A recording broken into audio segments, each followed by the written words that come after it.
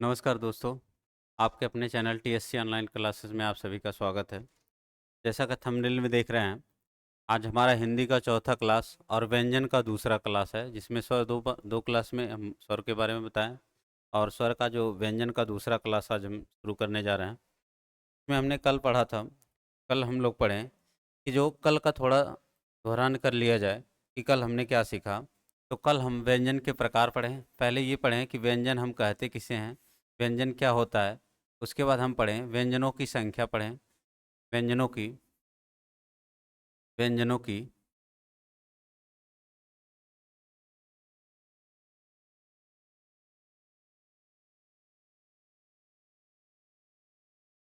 व्यंजन पढ़े कल और इसकी संख्या बताई।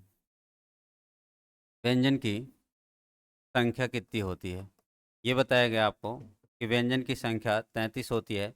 फिर इसके बारे में बताया गया कि व्यंजन के प्रकार, व्यंजन के प्रकार कितने होते हैं। प्रकार प्रकार में दो तरह से बताया गया। एक बताया कि मुख्य रूप से कुल कितने होते हैं, मुख्य रूप से कुल कितने होते हैं, और एक बताया गया कुल कितने होते हैं, कुल प्रकार कितने हैं। मुख्य से हमने बताया 3 होते हैं, कुल कितने बताया 6 होते हैं। अगर आप ये वीडियो नहीं देखे हैं तो इसके पहले वाला वीडियो ज़रूर देखिएगा। यहाँ हमने इसके बारे में बताया था कि 6 कौन-कौन होते हैं या मुख्य रूप से प्रकार कौन-कौन होते हैं। इसके बारे में केवल एक बार लिख दे रहे हैं, केवल वो भी जल्दी-जल्दी लिख दे रहे हैं ताकि हम लोगों का दोहरान हो जाए। पहला प्रकार हमने बताया था स्पर्श, स्पर्श व्यंजन। दूसरा हम बताए थे ऊष्म व्यंजन। तीसरा हम बताए थे स्पर्श व्यंजन, ऊष्म व्यंजन। तीसरा आपको बताया गया था अंतस्थ व्यंजन, अंतस्थ व्यंजन। और चौथा बताया गया था, चौथा ताड़न जात कह लीजिए, ताड़न जात कह लीजिए, या इसी को कहते थे उत्क्षिप्त कह लीजिए, उत्क्षिप्त कह लीजिए, या इसी को क्या कह लीजिए, या ताड़न जात उत्क्षिप्त या द्विगुण, द्विगुण।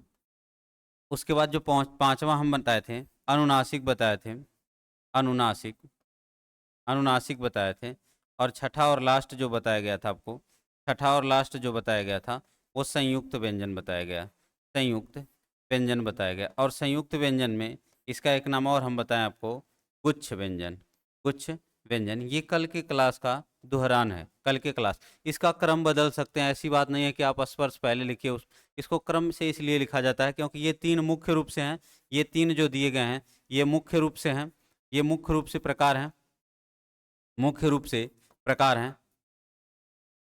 और बाकी जो दिए हैं, जो बाकी 6 दिए गए हैं, बाकी जो 6 दिए गए हैं, मतलब ये 6 जो दिए गए हैं ये क्या हैं, तो ये कुल प्रकार हैं, कुल प्रकार हैं, कुल प्रकार हैं। बस यही है इसके बारे में। यहाँ हम सब बातें इसके बारे में, कौन होता है, कैसे होता है, परिभाषा, उदाहरण सब बताया गया। चलिएगा अगले आधार पर बढ़ते हैं। अगला आधार क्या कहता है उसके आधार पर बढ़ते हैं, आगे बढ़ते हैं। आज जो आधार उठाया जाएगा, प्रकार तो बता ही दिए, आज जो आधार उठाया जाएगा वो उच्चारण के आधार पर उठाया जाएगा। उच्चारण के आधार पर दूसरा आधार जो उठाया जाएगा, उच्चारण के आधार पर, उच्चारण के आधार पर, के आधार पर व्यंजनों के प्रकार, व्यंजनों के प्रकार, उच्चारण के आधार पर व्यंजनों के प्रकार में देखा जाए तो उच्चारण के आधार पर देखेंगे कि व्यंजन कुल कितने प्रकार के होते हैं। तो उच्चारण के आधार पर व्यंजन कुल 8 प्रकार के होते हैं, कुल 8 प्रकार के होते हैं। देखिएगा यहाँ आप कंफ्यूज मत होइएगा क्योंकि यहाँ स्पर्श व्यंजनों की संख्या यहाँ उच्चारण आधार पर लिया जाएगा, और एक होता है उच्चारण स्थान के आधार पर, वो भी 8 ही होते हैं, और उच्चारण के आधार पे भी 8 होते हैं। लेकिन यहाँ आप कंफ्यूज मत होइएगा क्योंकि हम पहला अगर लेंगे तो उसी का नाम हम रखेंगे स्पर्श व्यंजन या स्पर्शीय व्यंजन। पहला जो इसका है 8 प्रकार कौन कौन होते हैं, पहले हम नाम लिख दे रहे हैं उनका। पहला जो होता है स्पर्शी व्यंजन, स्पर्शी व्यंजन, स्पर्शी व्यंजन। इसकी परिभाषा भी लिखाया जाएंगे, इसके बारे में बताया जाएगा, इसका उदाहरण भी बताया जाएगा। स्पर्शी व्यंजन। दूसरा जो होता है अस्पर्श संघर्षीय व्यंजन। दूसरा जो प्रकार होता है अस्पर्श अस्पर्श संघर्षीय व्यंजन, संघर्षीय व्यंजन, स्पर्श संघर्षी। पहला हमने बताया कि आप स्पर्शी व्यंजन पढ़ेंगे और वहां जो स्पर्श व्यंजन बताया गया था इसके पहले वाले क्लास में, वहां इसकी संख्या 25 बताई गई थी, लेकिन यहाँ हम उच्चारण के आधार पर इसको बांटे हैं 8 प्रकार में। यहाँ स्पर्श व्यंजनों की संख्या बदल जाएगी। यहाँ पर स्पर्श संघर्षीय व्यंजन कुछ अलग हो जाएंगे, इसको ध्यान में रखिएगा। स्पर्श संघर्षीय, स्पर्श संघर्षीय के बाद आप कहेंगे संघर्षीय व्यंजन। अगला जो प्रकार आएगा संघर्षीय व्यंजन। तीसरा संघर्षीय व्यंजन, संघर्षीय व्यंजन, संघर्षीय व्यंजन। अगला जो चौथा प्रकार आएगा नासिक्य व्यंजन, नासिक्य व्यंजन। ये 4 प्रकार हो गए। कौन कौन? स्पर्श व्यंजन, स्पर्श संघर्षीय व्यंजन, और तीसरा जो था संघर्षीय व्यंजन, और चौथा जो हो गया नासिक्य व्यंजन। ये 4 हो गए और हमें कितना लिखना है? 8 प्रकार। ये किसके आधार पर है? तो ये उच्चारण के आधार पर है। उच्चारण के स्थान के आधार पर भी 8 होते हैं, उसके बारे में भी आज हम बताएंगे। आज बताएंगे वो उच्चारण स्थान होता है कि मूर्धा से कहाँ होता है, कंठ से कैसे उच्चारित करता है, तालु से का, लेकिन ये उच्चारण के आधार पर है व्यंजनों के प्रकार। तो इसमें हमने आपको बताया स्पर्शीय व्यंजन, स्पर्श संघर्षीय व्यंजन, संघर्षीय व्यंजन और नासिक्य व्यंजन। ये जो 4 प्रकार हो गए। आगे जब बढ़ेंगे, नासिक के बाद आएगा संघर्षहीन व्यंजन। नंबर 5 संघर्षहीन, संघर्षहीन व्यंजन वर्ण, संघर्षहीन व्यंजन वर्ण। आपको क्या बताएगा? नासिक के बाद संघर्षहीन व्यंजन वर्ण आएगा। संघर्षहीन व्यंजन के बाद वर्ण के बाद जो छठा आपका प्रकार आएगा, जो आपका छठा प्रकार आएगा वो लिखिएगा। छठा प्रकार जो आएगा वो लिखिएगा प्रकंपित व्यंजन वर्ण, प्रकंपित, प्रकंपित, प्रकंपित, या इसी को क्या कहा जाता है? लुंठित कहा जाता है। लुंठित व्यंजन वर्ण, व्यंजन वर्ण, प्रकंपित व्यंजन वर्ण, या इसी को क्या कहा जाता है? लुंठित व्यंजन वर्ण कहा जाता है। इसी को क्या कहा जाता है? लुंठित व्यंजन वर्ण कहा जाता है। सातवां जो होता है पार्श्विक, पार्श्विक व्यंजन वर्ण, पार्श्विक व्यंजन वर्ण, पार्श्विक व्यंजन वर्ण, वर्ण, पार्श्विक व्यंजन वर्ण। और सातवां के बाद जो आठवां आपका आएगा, आठवां हो जाएगा ताड़न जात, ताड़न जात व्यंजन वर्ण, ताड़न जात, या इसी को कहा जाता है उत्क्षिप्त। क्या कहा जाता है? उत्क्षिप्त व्यंजन वर्ण, उत्क्षिप्त व्यंजन वर्ण। ये 8 प्रकार के हो गए। ये कितने प्रकार के? ये 8 प्रकार के हो गए। हमने बताया स्पर्श संघर्षी, और बताया अगला बताया स्पर्श संघर्षीय व्यंजन, फिर बताया गया स्पर्शीय व्यंजन, स्पर्श संघर्षीय व्यंजन, फिर संघर्षीय व्यंजन बताया गया, फिर नासिक्य व्यंजन बताया गया, फिर संघर्षहीन व्यंजन बताया गया, फिर प्रकंपित लुंठित व्यंजन, पार्श्विक व्यंजन वर्ण, उसके बाद ताड़न जात जो अंतिम था, ताड़न जात या उत्क्षिप्त व्यंजन वर्ण। अब एक एक के बारे में जानकारी लेते हैं। देखिएगा स्पर्श व्यंजन कौन से होते हैं। अब पहला हेडिंग डालेंगे स्पर्शीय व्यंजन वर्ण, पहला हेडिंग डालेंगे स्पर्शीय व्यंजन वर्ण, स्पर्शी व्यंजन वर्ण, व्यंजन वर्ण। स्पर्शीय व्यंजन वर्ण उच्चारण के आधार पर अगर आपसे पूछ ले इसकी संख्या कितना होता है, तो वही परिभाषा, वही जो हम इसके पिछली क्लास में परिभाषा दिए कि वे व्यंजन वर्ण जिसका उच्चारण करते समय हमारे मुख का, हमारे जो जीभ होती है, मुख में जो जीभ होती है, मुख में किसी न किसी भाग को स्पर्श करे, वही परिभाषा होगा। अगर लिखना चाहते हैं तो लिख सकते हैं, लिखेंगे परिभाषा वे व्यंजन वर्ण, वे व्यंजन वर्ण जिनका उच्चारण करते समय, जिनका उच्चारण करते समय, उच्चारण करते समय, उच्चारण करते समय जीभ मुख के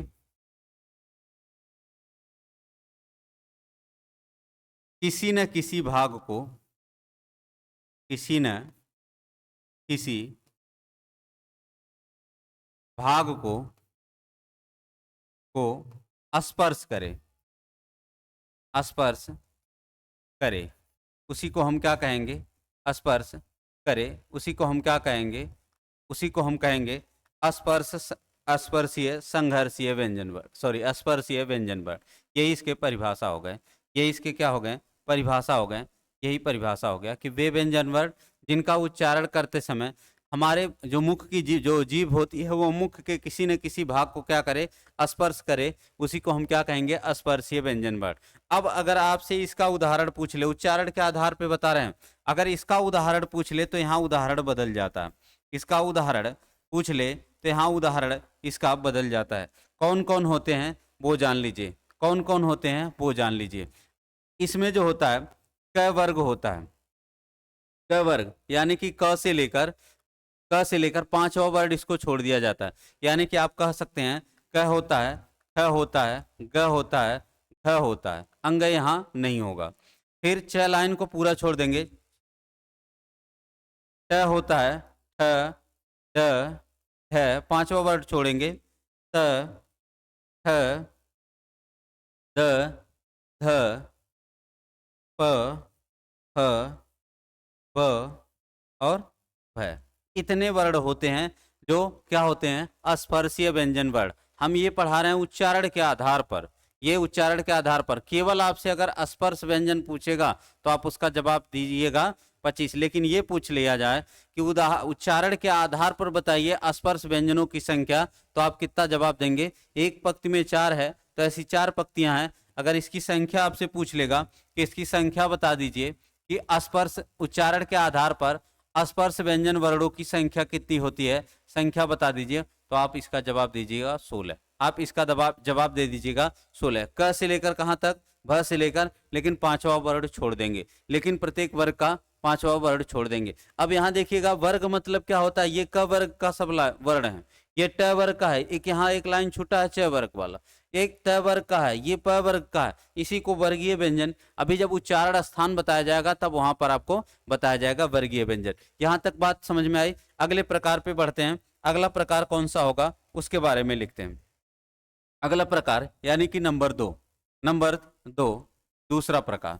दूसरा प्रकार की बात कही जाए तो हमने यहाँ चार प्रकार, स्पर्श संघर्षीय व्यंजन, स्पर्श संघर्षीय व्यंजन या संघर्षीय व्यंजन पहले लिख लिया जाए।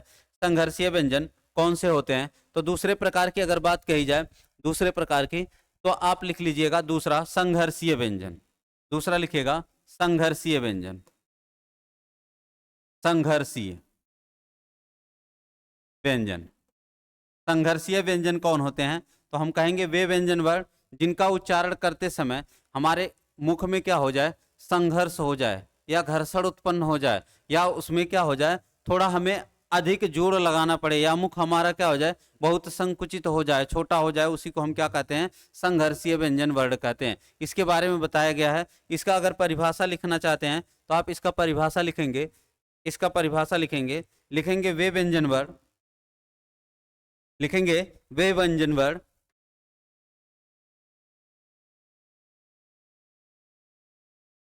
लिखेंगे वे व्यंजन वर्ण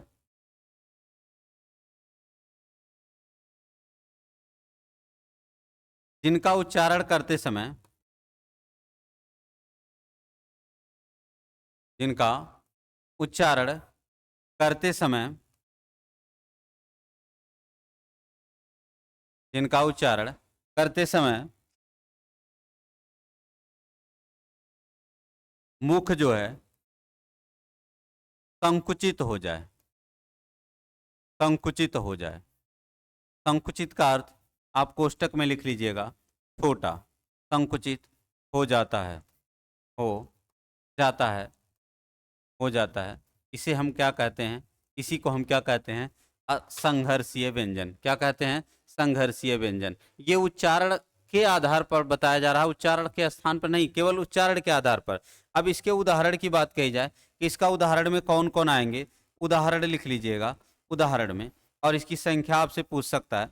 इसके उदाहरण में लिखिएगा कौन कौन आएगा, तो ये आएगा, यह य, र, ल और व। य, र, ल और व, यही होते हैं संघर्षीय व्यंजन। क्या होते हैं? संघर्षीय व्यंजन। इसमें हमने आपको बताया था कि इसमें दो वर्ड ऐसे हैं, इसमें दो वर्ड ऐसे हैं जिसे हमने क्या कहते हैं, एक आपका यह है और एक क्या है, वह है, जिसे हम क्या कहते हैं, अर्धस्वर कहते हैं। क्या कहते हैं? अर्धस्वर कहते हैं। इसके पिछली क्लास में आपको बताया गया था कि जो यह है और जो वह है, इसी को हम क्या कहते हैं, अर्धस्वर कहते हैं। ये दूसरा प्रकार यानी कि संघर्षीय व्यंजन, या यानी कि क्या है, संघर्षीय व्यंजन। वे व्यंजन वर्ड जिनका उच्चारण करते समय क्या हो जाए, हमारा मुख बहुत संकुचित हो जाए या छोटा हो जाए। आप ऐसे भी कह सकते हैं कि वे व्यंजन वर्ड अर्धस्वर क्यों कहा जाता है, क्योंकि इनका जब उच्चारण करेंगे तो स्वर जैसे उच्चारित होता है, स्वरों की भांति इनका उच्चारण स्थान होता है, या इनका स्वरों की तरह उच्चारित इनको किया जाता है, तो हम इसे इसलिए क्या कहते हैं, संघर्षी। इसे अंतस्थ व्यंजन भी कहा जाता है, इसे अंतस्थ व्यंजन भी कहा जाता है, लेकिन यहाँ संघर्षीय व्यंजन वर्ड कहा जाएगा। किसके आधार पर?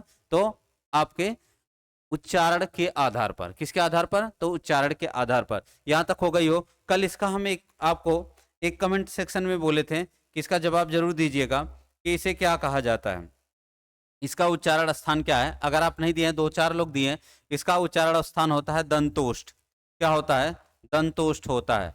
इसका उच्चारण स्थान यानी कि व का उच्चारण स्थान क्या होता है? दंतोष्ठ होता है। व का उच्चारण स्थान क्या होता है? दंतोष्ठ होता है। आगे बढ़ा जाए, ये हो गए संघर्षीय व्यंजन। क्या हो गए? संघर्षीय व्यंजन। आगे बढ़ा जाए, अगले प्रकार पर चला जाए। अगले प्रकार यानी कि तीसरा प्रकार। तीसरा प्रकार जो हम यहाँ आपको लिखे थे, यहाँ लिखे थे, ये हो गया अस्पर्श संघर्षीय व्यंजन। तीसरा प्रकार लिखिएगा, अस्पर्श संघर्षीय व्यंजन। तीसरा प्रकार अस्पर्श संघर्षीय व्यंजन। अस्पर्श संघर्षीय व्यंजन। अस्पर्श संघर्षीय व्यंजन। अस्पर्श संघर्षीय व्यंजन किसे हम कहते हैं, तो यहां जान लीजिएगा, ये आपका तीसरा प्रकार है अस्पर्श संघर्षीय व्यंजन। यहां जो भी रहेंगे अस्पर्श, स्पर्श आप पढ़े होंगे, यानी कि ऐसा वर्ण रहेगा जिसका हम उच्चारण करेंगे तो हमारे जो जीभ हैं वो मुख के किसी न किसी भाग को क्या करेंगे, स्पर्श करेंगे, और उसके साथ साथ क्या करेंगे, संघर्ष करेंगे, यानी कि घर्षण करेंगे। वही व्यंजन वर्ण होने चाहिए। तो अगर इसका परिभाषा लिखना चाहते हैं तो इसका परिभाषा लिखेंगे, इसका परिभाषा लिखेंगे, लिखेंगे वे व्यंजन वर्ण, या लिखेंगे वे स्पर्श व्यंजन वर्ण, वे परिभाषा लिखेगा वे स्पर्श व्यंजन वर्ण, स्पर्श व्यंजन वर्ण, वर्ण जिनका उच्चारण करते समय, जिनका उच्चारण करते समय, जिनका उच्चारण करते समय, उच्चारण करते समय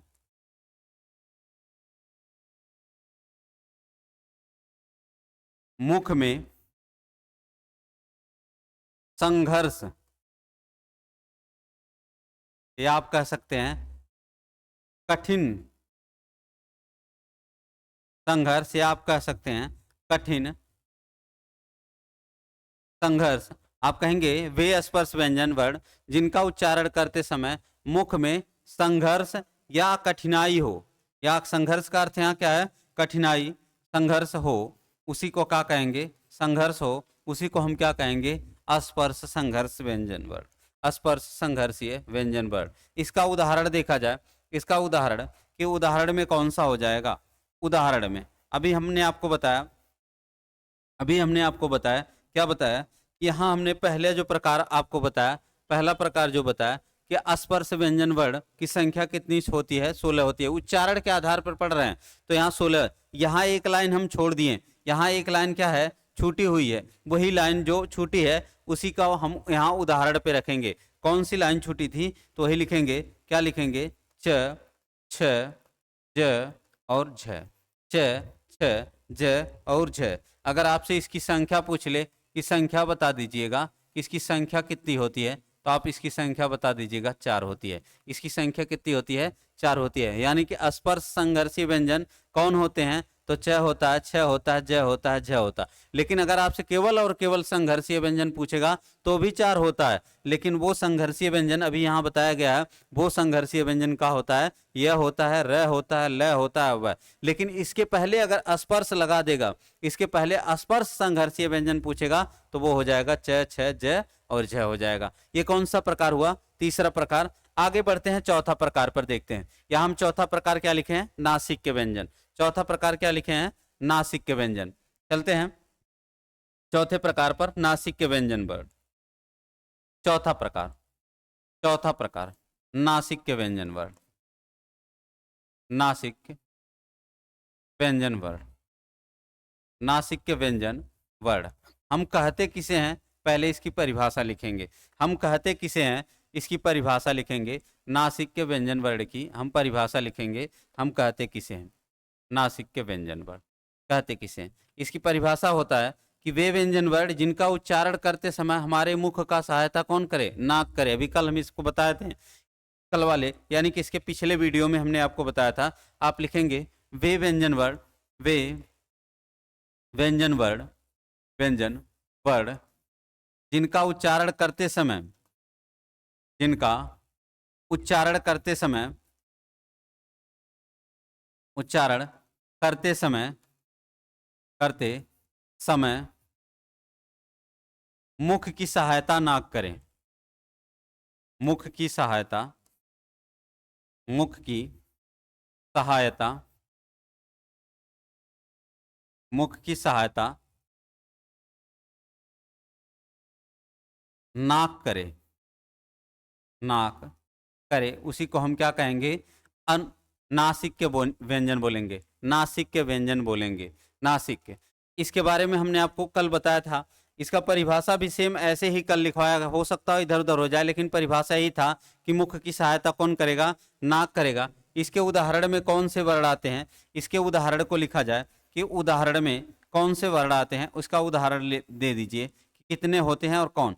तो इसका उदाहरण होता है अंग होता है, इय होता है, अड़ होता है, न होता है और क्या होता है? म होता है। ये 5 वर्ण हैं। अगर इसकी संख्या आपसे पूछ ले कि इसकी संख्या बता दीजिए, इसकी संख्या बता दीजिए, अगर आपसे पूछ लेगा कि इसकी संख्या बता दीजिए कि कितने होते हैं, तो इसकी संख्या 5 होती है। इस बात को याद रखिएगा, इसकी संख्या क्या होती है? 5 होती है। ये उच्चारण के आधार पर हम बता रहे हैं। उच्चारण के आधार पर नासिक के व्यंजन वर्ण कौन होते हैं? अंग होता है, इय होता है, अड़ होता है और न होता है और म होता है। फिर आगे बढ़ेंगे। इसकी परिभाषा इसके पिछले वीडियो यानी कि पिछले क्लास में हम पढ़े हैं, जहां व्यंजन के प्रकार पढ़े हैं। फिर आगे बढ़ेंगे। हमने आपको क्या बताया? यहां देखिएगा, फिर से प्रकार पर हम आ जा रहे हैं। नासिक के व्यंजन। अब आएगा संघर्षहीन व्यंजन वर्ण। संघर्षहीन व्यंजन वर्ण कौन से होते हैं? 5वें प्रकार पर चलते हैं। यही लिख ले रहे हैं 5वां प्रकार, यही लिख ले रहे हैं 5वां प्रकार संघर्षहीन व्यंजन वर्ण। 5वां प्रकार यही लिख ले रहे हैं संघर्षहीन व्यंजन वर्ण। 5वां प्रकार संघर्षहीन, संघर्षहीन व्यंजन वर्ण, संघर्षहीन व्यंजन वर्ण, व्यंजन वर्ण। अब यहाँ ये जानना है कि संघर्षहीन व्यंजन वर्ण, संघर्ष का अर्थ होता है जिसको हम उच्चारण करेंगे उसमें कठिनाई प्रतीत होगी, लेकिन यहाँ हीन लगा दिया गया है, यानी कि यहाँ कठिनाई प्रतीत नहीं होगी। संघर्षहीन व्यंजन वर्ण कौन से होते हैं उसके बारे में देखा जाए तो संघर्षहीन व्यंजन वर्ण केवल और केवल 2 होते हैं। वो व्यंजन वर्ण कौन होते हैं? केवल हम उदाहरण डायरेक्ट लिख रहे हैं, इसका परिभाषा आप लिख सकते हैं। वही जो होते हैं संघर्षहीन व्यंजन वर्णों की अगर आपसे संख्या पूछ लेगा तो आप बता दीजिएगा 2 होते हैं। 2 होते हैं। वो कौन कौन होता है? एक होता है ये और एक होता है वह। एक होता है ये और एक होता है वह। वही परिभाषा होगा ऐसे व्यंजन वर्ण जिनका उच्चारण करते समय हमारे मुख के जो वायु है स्वरों की भात निकल जाए या हमारा मुख क्या हो जाए? संकुचित हो जाए। उसी को हम क्या कहते हैं? संघर्षहीन व्यंजन वर्ण कहते हैं। उसी को हम क्या कहते हैं? संघर्षहीन व्यंजन वर्ण कहते हैं। यही संघर्षहीन व्यंजन वर्ण हैं जिसके बारे में हमने आपको बताया कि इसी को हम क्या कहते हैं? अर्ध स्वर कहते हैं। क्या कहते हैं? अर्ध स्वर कहते हैं। अर्ध स्वर ही इसी को कहते हैं। अब यहां से हमने आपको एक HW में यही बोला था कि कल के गृह कार्य या कल के वीडियो में या कल के क्लास में ये बोला गया था कि वह वर्ण का उच्चारण स्थान बताइए।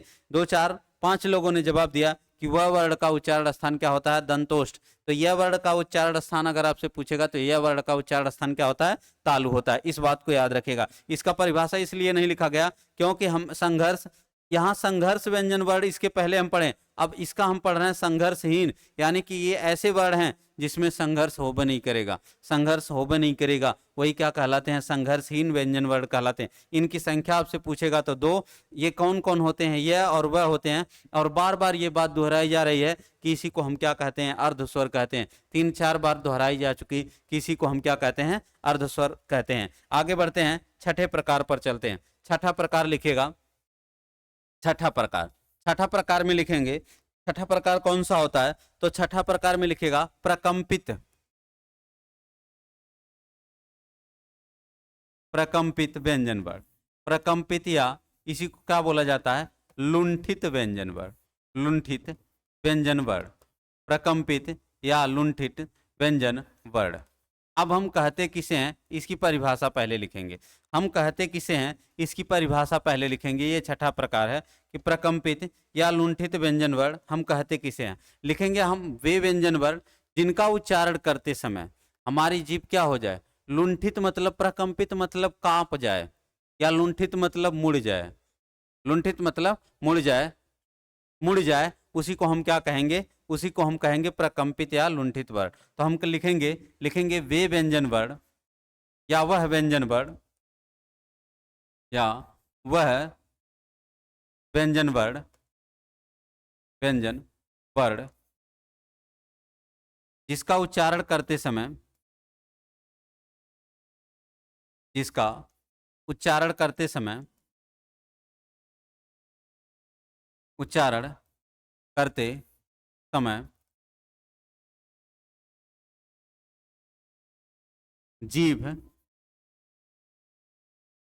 मुड़ जाए, मुड़ जाए, उसे हम क्या कहेंगे, जीभ हमारी क्या हो जाए, मुड़ जाए, उसी को हम क्या कहेंगे, या कंपित हो जाए, जीभ हमारी मुड़ जाए या क्या हो जाए, कंपित हो जाए या कंपन आ जाए, उसी को हम क्या कहेंगे, प्रकंपित या लुंठित वर्ण कहेंगे। इसका उदाहरण क्या होता है, उदाहरण में कौन वर्ण आएगा, उदाहरण लिखेगा, उदाहरण,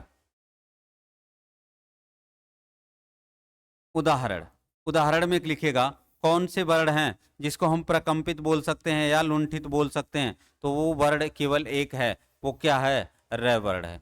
वो कौन सा है, वो र वर्ण है। र वर्ण को ही हम क्या कहते हैं, प्रकंपित कहते हैं या लुंठित वर्ण कहते हैं। र वर्ण को हम क्या कहते हैं, प्रकंपित या लुंठित वर्ण कहते हैं। बात यहां तक समझ में आ गई, प्रकंपित या लुंठित वर्ण। अगला जब चलेंगे, अगला प्रकार यानी कि 7वां प्रकार देखा जाएगा। 7वां प्रकार, 7वां प्रकार, 7वां प्रकार में आप लिखेंगे, हेडिंग डालेंगे 7वां प्रकार, 7वां प्रकार, 7वां प्रकार में हेडिंग डालेंगे, ये प्रकंपित हो गया। आगे लिखेंगे पार्श्विक, पार्श्विक व्यंजन वर्ण, पार्श्विक व्यंजन वर्ण। पार्श्विक व्यंजन वर्ण क्या होता है, अब पार्श्विक का शाब्दिक अर्थ पहले लिख लीजिए। इसका शाब्दिक अर्थ क्या होता है, शाब्दिक अर्थ क्या होता है, पार्श्विक का शाब्दिक अर्थ क्या होता है। इसका शाब्दिक अर्थ पूछेगा तो इसका शाब्दिक अर्थ होता है बगल, बगल से, बगल से। इसका शाब्दिक अर्थ क्या होता है, बगल से होता है। पार्श्विक का शाब्दिक अर्थ क्या होता है, बगल से होता है।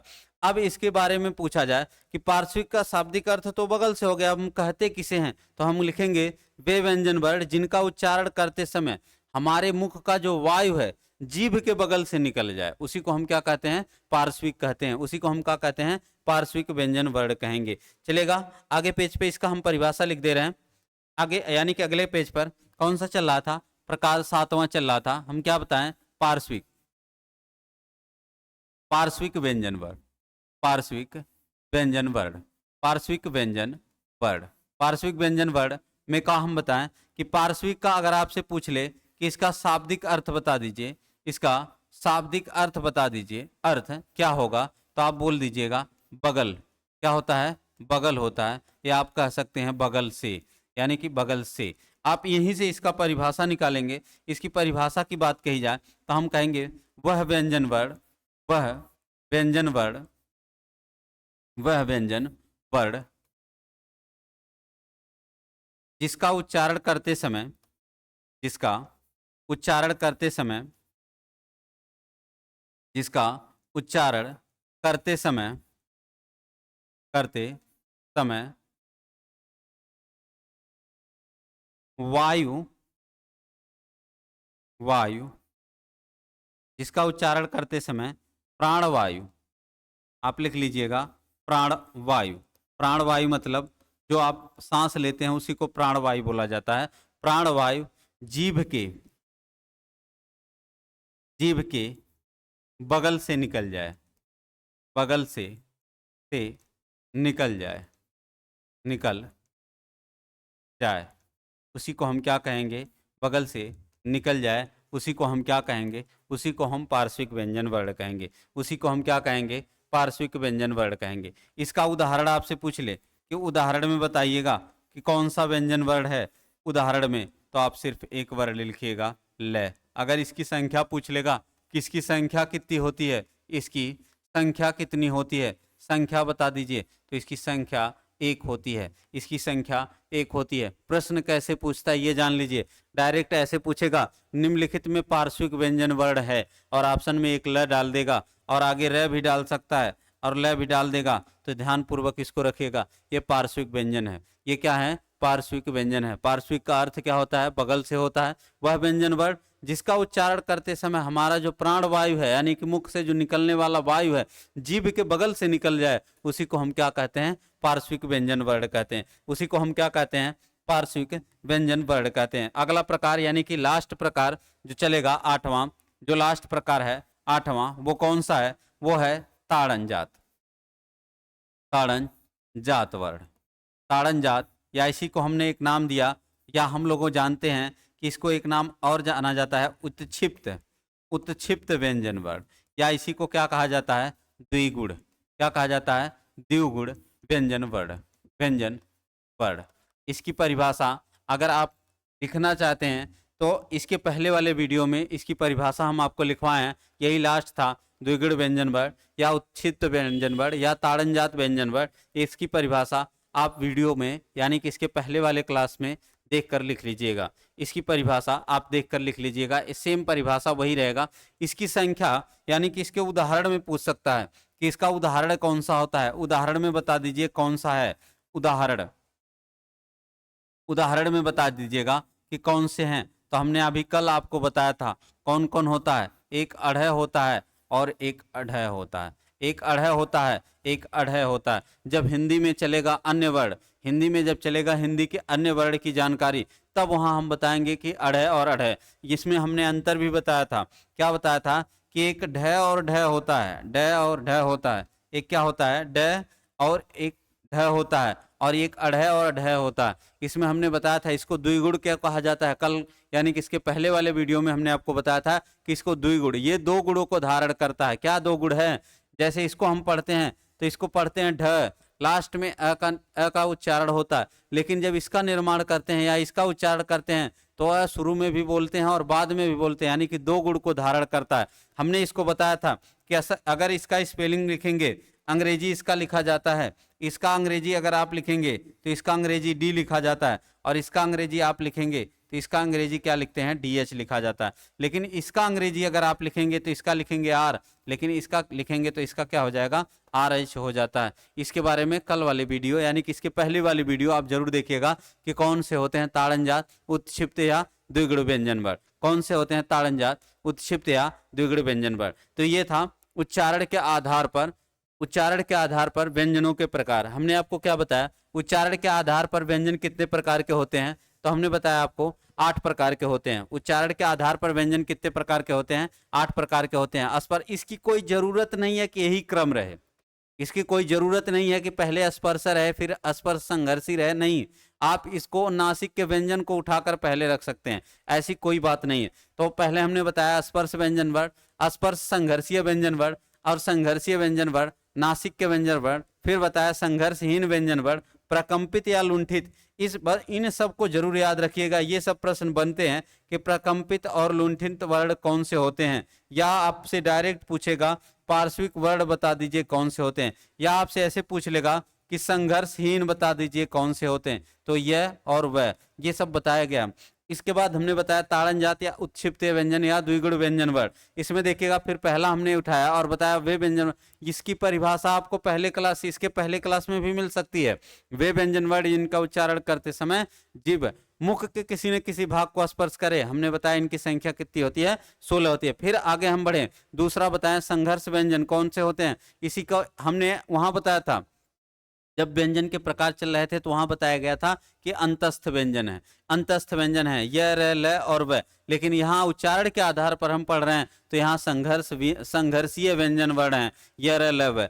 और इसमें हमने बताया था, आपसे यहाँ पूछा गया था इसके पहले क्लास में कि वह का उच्चारण स्थान, तो आप लोगों ने जवाब दिया कि दंतोष्ठ होता है। और आज हमने आपको बताया कि यह का उच्चारण स्थान क्या होता है, तो यह का उच्चारण स्थान तालु। ये दोनों किस में होते हैं, तो अर्ध स्वर में होते हैं। फिर आगे तीसरा हमने पढ़ा संघर्ष स्पर्श संघर्षीय व्यंजन, इनकी संख्या 4 होती है, च छ ज और झ। फिर हम लोग क्या पढ़े, फिर हम लोग पढ़े नासिक के व्यंजन वर्ण, यानी कि जिनका उच्चारण करते समय हमारे मुख का जो सहयोग करे या सहायता करे, वो क्या करे, वो नाक करे। वो कौन कौन होते हैं, अंग, य, अड़, न और म होता है। यानी कि वर्ग जो स्पर्श व्यंजन पढ़ते हैं उसका 5वां वर्ण जो होता क्या होता है, वो नासिक के व्यंजन। उसके बाद हमने 5वां बताया संघर्षहीन व्यंजन वर्ण, यानी कि यहाँ संघर्ष होबे नहीं करेगा। इनकी संख्या कितनी होती है, 2, ये और वह। यही इसी को हम क्या कहते हैं, अर्धस्वर कहते हैं। फिर छठा बताएगा प्रकंपित या लुंठित व्यंजन वर्ण, वह व्यंजन वर्ण जिसका उच्चारण करते समय क्या हो जाए, हमारा जीभ जो है मुड़ जाए, ऊपर की तरफ मुड़ जाए। उसका उदाहरण हमने आपको र वर्ण देकर बताया। फिर अगला था पार्श्विक व्यंजन वर्ण। पार्श्विक व्यंजन वर्ण का हमने शाब्दिक अर्थ बताया पार्श्विक का, कि बगल से होता है, यानी कि वह व्यंजन वर्ण जिनका उच्चारण करते समय हमारी जो प्राण वायु है जीभ के बगल से, जीभ के किनारे से निकल जाए, उसी को हम क्या कहेंगे, पार्श्विक। कौन सा होता है, तो ल को पार्श्विक व्यंजन वर्ण बोला जाता है। फिर आगे हमने आपको बताया ताड़न जाति उत्क्षिप्त या द्विगुण व्यंजन वर्ण, इसके बारे में कल के क्लास में भी बताया गया था, आज भी बताया जा रहा है, और आगे भी अन्य व्यंजन वर्णों में इसको बताया जाएगा। इसके बारे में और भी बातें बताई जाएगी, जब वर्णों का अर्धाक्षर कैसे बनाया जाता है, वर्णों में बिंदु का प्रयोग कैसे किया जाता है, उस क्लास में बताया जाएगा। तो हमने आपको बताया कि 2 होते हैं, कौन कौन होता है, एक अढ़ होता है, एक अढ़ होता है। और ढ और ढ और अढ़ और ढ में अंतर बताया कि इसका अंग्रेजी आप अगर लिखते हैं तो इसका डी होता है, इसका क्या होता है, डी एच होता है। और इसका अगर अंग्रेजी लिखेंगे तो इसका आर होता है, इसका अंग्रेजी क्या होता है, आर एच होता है। ये कहा था उच्चारण स्थान, उच्चारण के आधार पर व्यंजनों के प्रकार।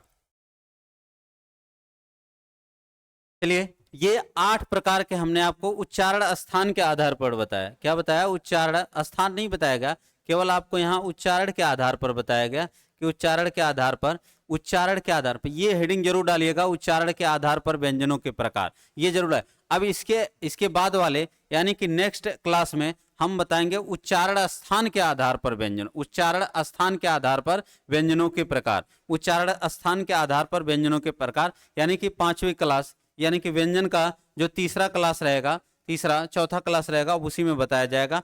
चलेगा, आज का क्लास यहीं तक रहेगा। आज का क्लास हमारे जो टीएससी ऑनलाइन, यानी कि आप सभी का जो क्लास है टीएससी ऑनलाइन क्लासेज हैं, उसको सब्सक्राइब करें, और वीडियो कैसा लगे कमेंट सेक्शन में जरूर डालें, और इसको लाइक करें, बड़ों का सम्मान करें, स्त्रियों का सम्मान करें। चलेगा, आज का यहीं तक। नमस्कार, जय हिंद, जय भारत।